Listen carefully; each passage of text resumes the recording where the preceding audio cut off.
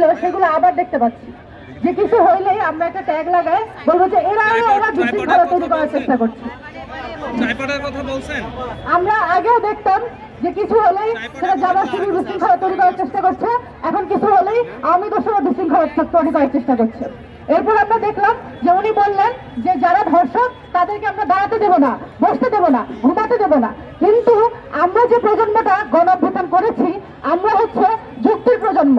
আমরা জানি কোন কথাটা স্পষ্ট, কোন কথাটা স্পষ্ট না, এবং আমরা জানি যে আমাদেরকে যখন বলা হবে যে কোনো একটা পদক্ষেপ তারা নিচ্ছে সেটা আমাদেরকে দৃশ্যমানভাবে দেখাতে হবে।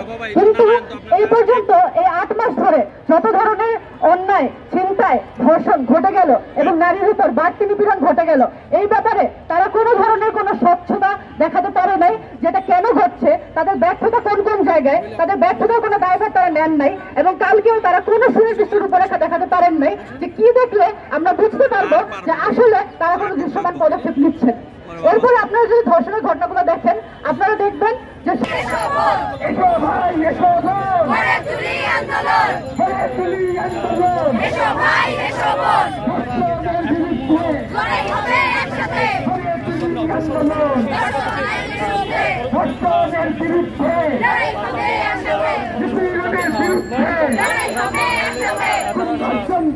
বাংলাদেশ গড়ার লক্ষ্যে আমাদের যতদিন পর্যন্ত যুদ্ধ করতে হয় আমরা সেই যুদ্ধ চালিয়ে যাব।